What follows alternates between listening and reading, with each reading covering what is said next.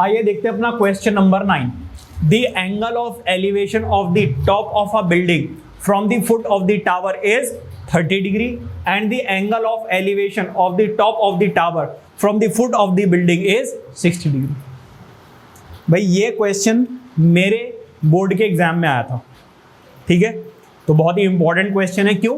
क्योंकि इसकी लैंग्वेज थोड़ी कॉम्प्लिकेटेड है, समझने में थोड़ा सा बच्चों को प्रॉब्लम होती है, बट अगर आप ध्यान से समझेंगे तो बहुत इजी सा क्वेश्चन है। देखो जरा,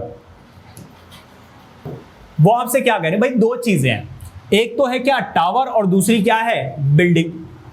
अब वो आपसे क्या कह रहे हैं, angle of elevation of the top of the building from the foot of the tower is 30 degree.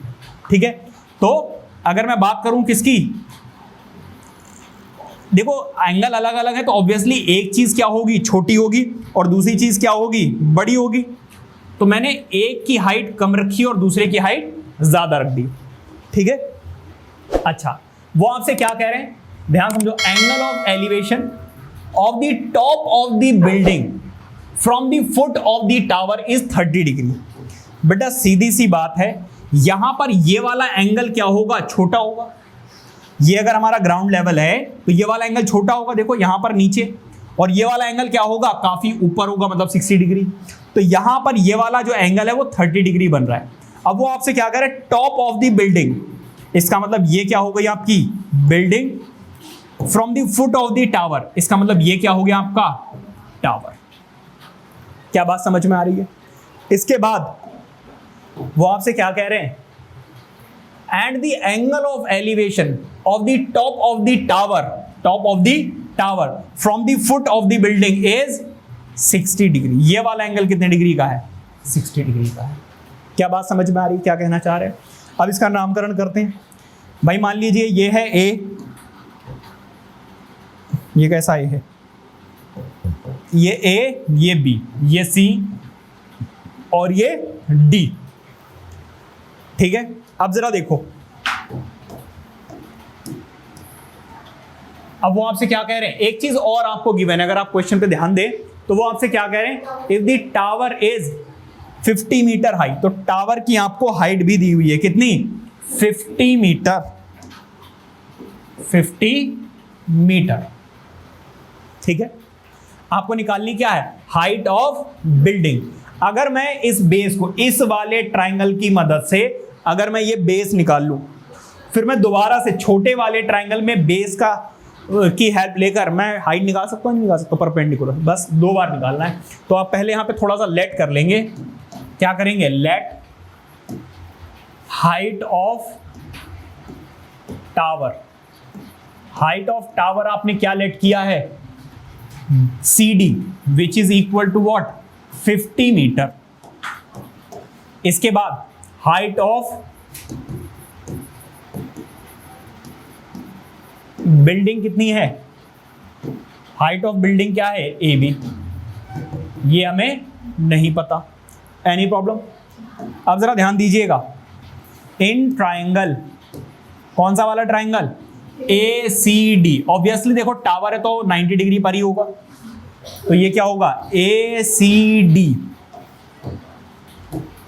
कौन सा फॉर्मूला है, अगर आप देखो ये है, इस वाले पे देखना, मैं मार्क कर देता हूं, मैं इस वाले ट्राइंगल की बात कर रहा हूं, ये हो गया बेस और ये क्या हो गया, परपेंडिकुलर।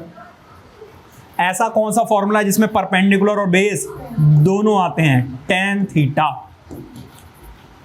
tan थीटा, थीटा कितना है, 60 डिग्री, परपेंडिकुलर कितना है, CD, बेस कितना है, AC। Any problem?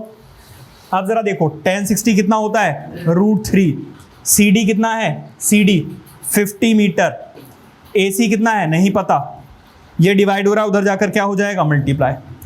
हमें बेटा ये सिखाया जाता है कि कभी भी रूट में वैल्यू को नहीं छोड़ते हैं, बिल्कुल सही बात भी है, लेकिन AC हमसे नहीं पूछा है, तो मैं यहां बिल्कुल मेहनत नहीं करूंगा।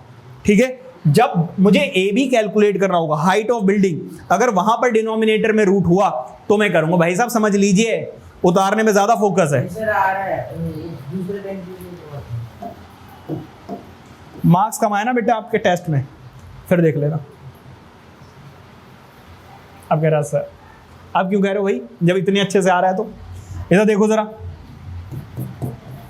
इन ट्राइंगल, आप कौन सा ट्राइंगल, ए बी सी, ये वाला ट्राइंगल देखो, ए बी सी।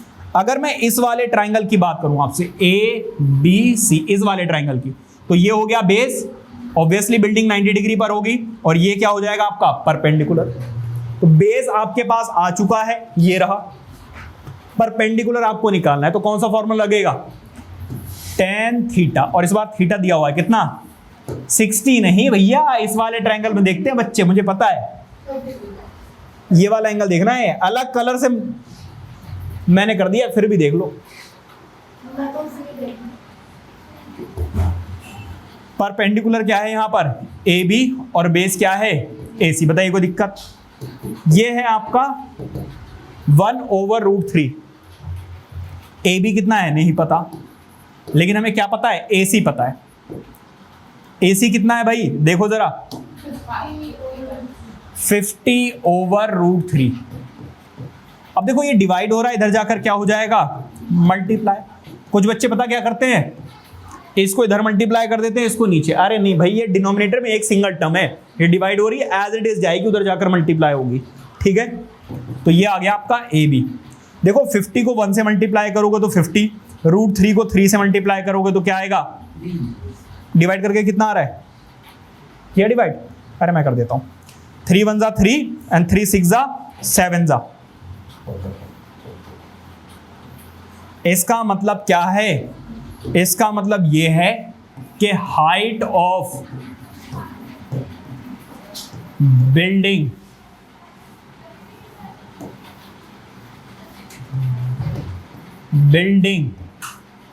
इज कितनी, 16.7 मीटर अप्रॉक्स। क्या बात समझ में आ रही है, इस तरीके से आपको ये वाला क्वेश्चन करना है, ठीक है।